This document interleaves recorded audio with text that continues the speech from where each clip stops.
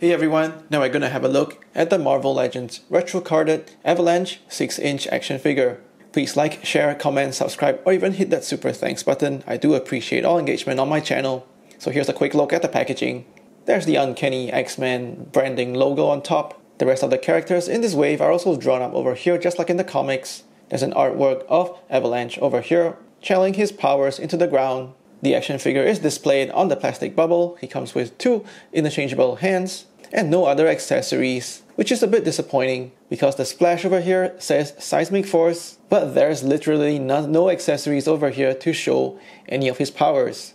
We move on to the back of the packaging. There's a line work schematic over here for Avalanche, the description of the character over here. The rest of the figures are displayed over here on this side of the card together with some product information at the bottom. So let's go ahead and get this figure open. To unbox the figure, I simply slice that plastic bubble off the retro card back. The 2 alternate hands are cast in a silvery metallic looking plastic with the fingers sort of splayed out, but I suppose they can pass for relaxed or even some power channeling hands. They are articulated inwards as well as outwards. And of course, these alternate hands pop onto the figure just fine.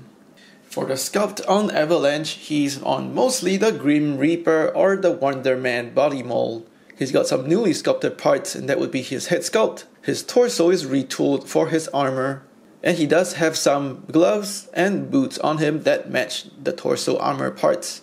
What strikes me about this figure is how most of the body is just made up of plain bare plastic. So that's just a blue plastic for most of his arms and legs, and that metallic silver plastic with a lot of swirl for the armor parts as well as his gloves and boots. So overall the figure actually looks quite plain and a little boring from far. I think he could have used a little bit of paint or a wash to at least bring out some of the sculpted details and make the body of this figure actually look a little more interesting. Avalanche's head sculpt is actually pretty decent, albeit a little goofy. I do appreciate how the head is constructed from 2 parts. The inner part that's made up of a flesh tone plastic, and there's an outer helmet. He's got a digital dot matrix printing for the paint applications in his eyes, as well as the color for his lips. So no complaints over there, no slop from the paint. However, his eyes do look a little small and squinty. The helmet overlay also looks a little ill-fitting, so you can see a little bit of gap from how that helmet sits over his head. The helmet is a smooth sculpt all over, and the metallic looking plastic does have a good shine to it, and at least makes that helmet look just a little more interesting, even though that sculpt is pretty plain. So overall, just having this really poorly fitted helmet and those squinty eyes, coupled with a little slight kind of bored expression on his face, really makes the head sculpt look a little goofy, and I suppose that's kind of what he's like, kind of like a B-grade villain. His torso is a silver metallic plastic, and you can see some swirling going on the smooth sculpt. There's not a lot of detail, just a bit of line work for the middle of his chest and down the sides near his shoulders. The armor does extend out into a little bit of shoulder pad element, and when we go down to his arms, once again, bare blue plastic going into silver metallic plastic for his gloves. We come round to the back of the figure. Again, it's a smooth and plain sculpt with 1 line going down the middle. He's accessorized with a separate belt. This is also a separate piece, so it can move independent of the torso, which is a little strange because that whole part could actually be molded as one. On the front of the belt, there are also some square detail that looks like pouches. The silver metallic plastic for his torso does look to be slightly different in tone compared to his helmet as well as his gloves. And I suppose that's because the plastic used for his torso is harder and more rigid compared to the softer, more flexible plastic that's used everywhere else. When we have a look at his legs, once again, also some muscle definition, as we expect from the Grim Reaper body mold. And we now have that silvery metallic plastic for his boots. There's a thick cuff that's sculpted at the top of the boots, and also a line that comes down the middle of the whole boot. Once again, consistent with the clean, simple lines on his torso armor. So overall, this is quite a plain and simple sculpt for his body.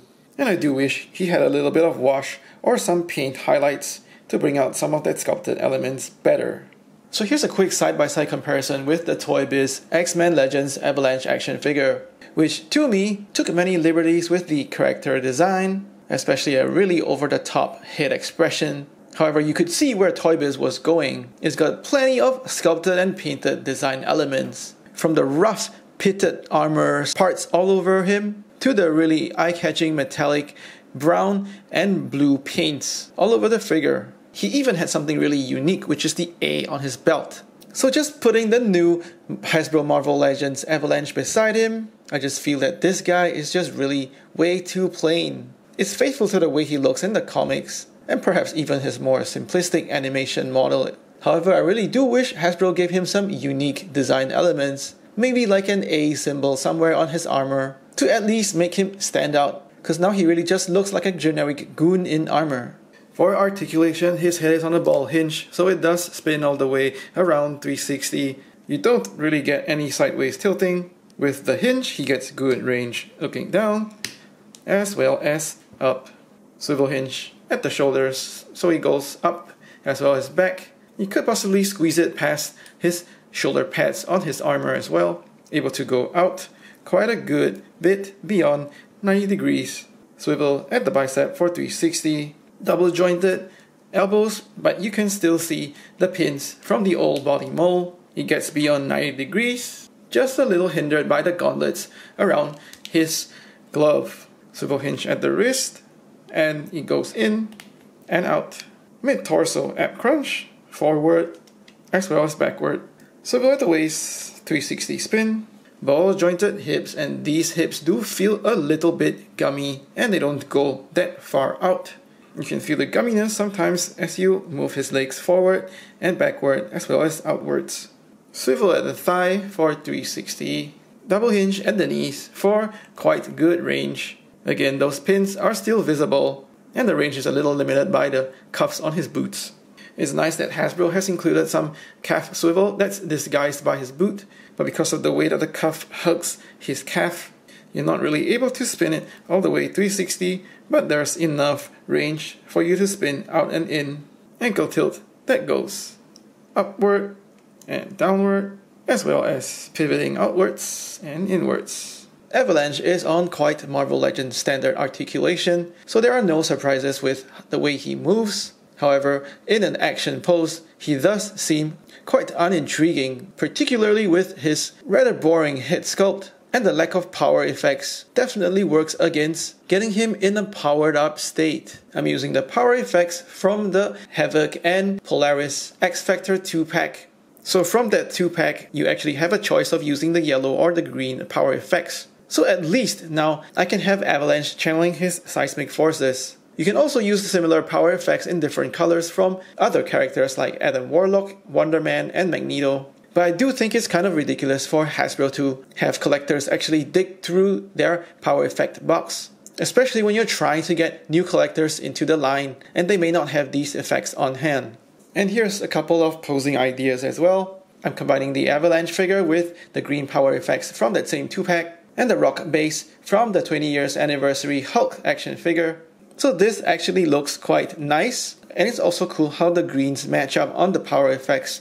And we don't really get effects bases from Hasbro Marvel Legends these days, but we can use these other bases and combine it with other figures for a bit of playability and fun factor. And here he is with the purple effects from Magneto and some Bandai Spirit effects, exploding rock parts. So I really actually like this character because of the nostalgia he represents for me from the 90s animated series. So I'm trying to show you how to get some fun out of this character. But I'm quite bummed out how he doesn't come with any power or effect parts. Avalanche stands at just over 6.5 inches, and that's just over 16.5 centimeters. Here he is with Magneto, Mystique, Pyro, and Juggernaut, and I really cannot wait for the new Marvel Legends Blob figure that's been teased. I do like baddies being bigger than the good guys, so I like how he's taller than Rogue, Cyclops, Wolverine, and Jean Grey. For comparisons with other lines, naturally he towers over the regular-sized G.I. Joes, and he's also much bigger than Star Wars Black Series.